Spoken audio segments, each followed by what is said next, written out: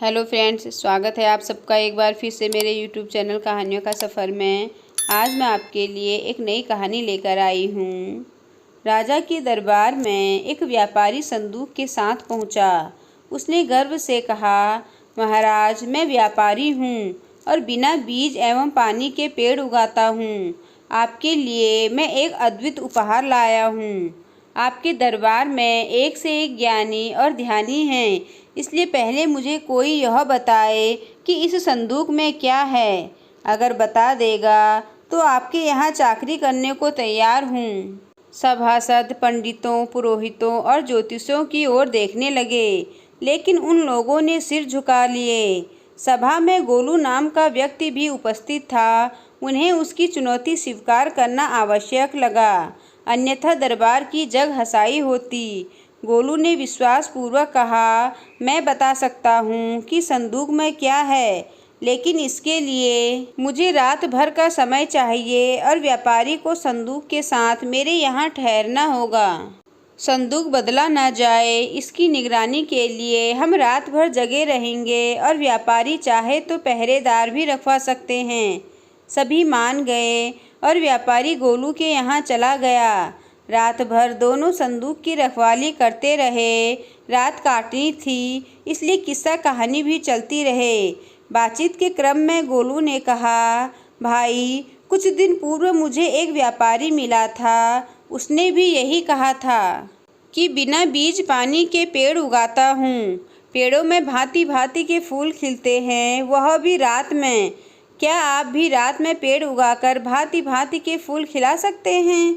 उसने अहंकार से कहा, क्यों नहीं, मेरे पेड़ रात में ही अच्छे लगते हैं और उनके रंग बिरंगे फूल देखते ही बनते हैं।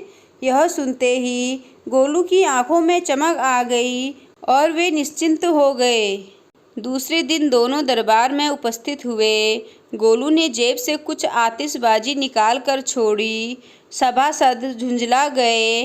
महाराज की भी आंखें लाल पीली हो गई और कहा, गोलू, यह क्या बेवक्त की शहनाई बजा दी।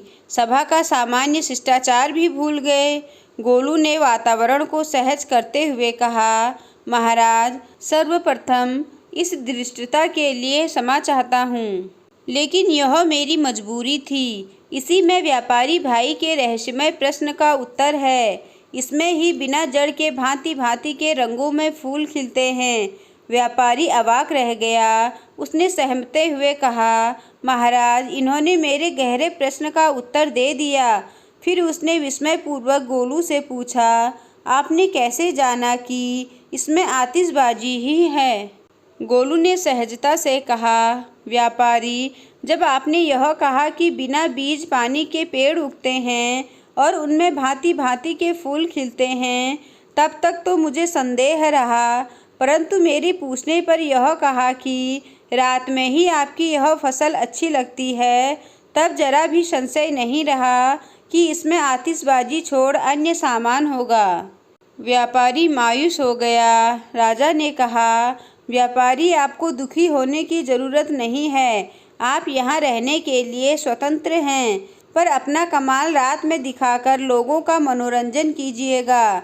अगर प्रदर्शन प्रशंसनीय रहा तो पुरस्कार भी पाइएगा, पर अभी पुरस्कार के हकदार गोलू ही हैं। तो दोस्तों, आपको यह कहानी कैसी लगी मुझे कमेंट कर ज़रूर बताएं।